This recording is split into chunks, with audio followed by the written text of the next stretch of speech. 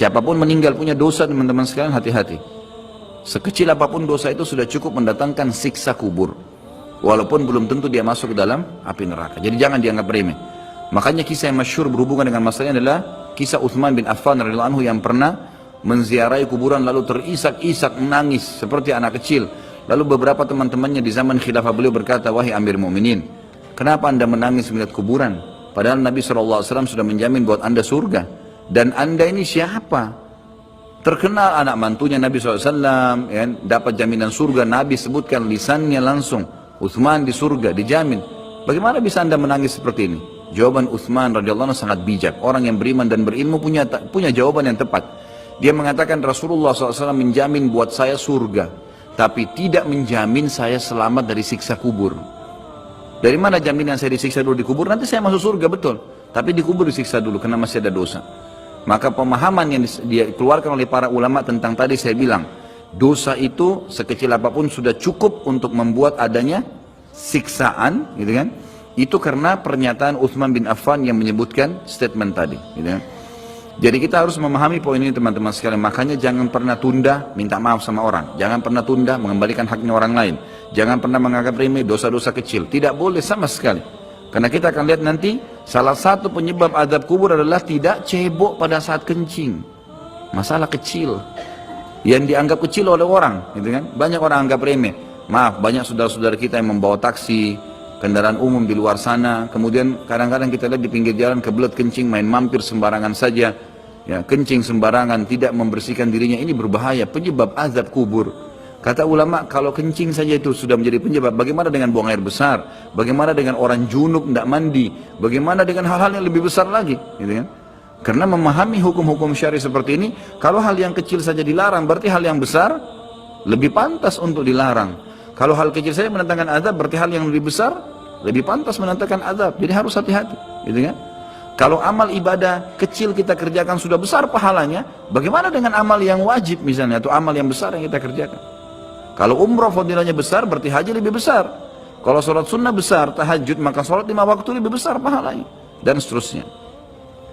Jadi poin-poin ini dalam mukaddimah kita harus difahamin baik-baik, gitu kan? Terutama yang terakhir saya ucapkan tadi. Hati-hati teman-teman sekalian. Saya juga tahu diri saya pasti punya salah, tapi saya mengajak diri saya dan jemaah sekalian untuk beristighfar kepada Allah, bertaubat. Jangan tunda pengembalian haknya orang lain, meminta maaf kalau punya kesalahan. Jangan tunda-tunda, jangan bilang nanti Idul Fitri baru saya minta maaf. Nggak ada perintah dalam agama seperti itu.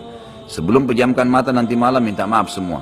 Dan orang cerdas adalah orang yang tidak menyiapkan musuh pada hari kiamat. Hati-hati. Jangan siapkan musuh siapapun dia. Maka harus ini, ya, kembalikan semua hak-hak orang, minta maaf. Kalau pernah mengambil barang orang yang tidak jelas, kembalikan. Kalau tidak, sedekahkan sejumlah itu. Semua selesaikan. Jangan ada masalah. Ya, jangan pernah ada masalah, jangan siapkan musuh. Imam Bukhari rahimahullah pernah berhenti berburu hanya karena meleset anak panahnya kena pagar tetangganya, gitu kan? Diajak teman-temannya, kita memanah yuk, berburu. Beliau senang berburu. Kemudian pada saat beliau lagi latihan panah, ternyata anak panahnya sempat mencuil sedikit pagar kayu tetangganya. Lalu dia panggil gulamnya, gulam ini kayak pembantunya, sampaikan ke teman-teman saya kalau saya tidak jadi memanah, saya tidak jadi berburu, dan sampaikan kepada tetangga kalau Bukhari minta maaf. Muhammad namanya tentu, Muhammad minta maaf, gitu kan? Sampaikan dan siap mengganti pagar yang rusak itu. Begitu pembantunya Imam Bukhari datang ke tetangga tersebut lalu berkata, ya, Syekh Imam Bukhari menyampaikan maaf karena pagar anda tercuil, diperlihatkan. Lalu tetangganya tersenyum dan berkata, jangankan pagar saya, rumah saya semua buat Imam Bukhari. Saya tidak perhitungan dengan masalah itu.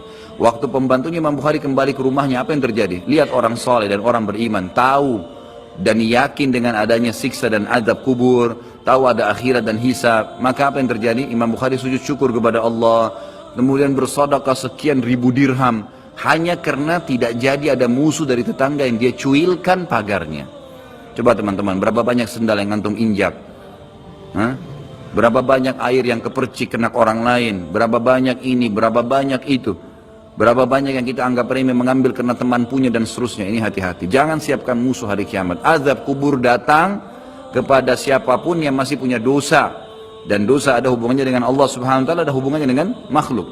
Kalau berhubungan dengan Allah Azza wa Jalla, kita bertaubat kepada Allah. Allah Maha Pemurah. Dia akan terima taubat hamba-hambanya asal ikhlas. Tapi dengan makhluk nggak bisa. Mencuri, menggunjing, memfitnah, ya, mengambil, memakan, ya, merusak namanya orang lain, ini nggak boleh. Ini harus selain tobat kepada Allah, meminta maaf kepada orangnya. Nah, ini tidak boleh ditunda ini. Nggak ada gengsi di sini.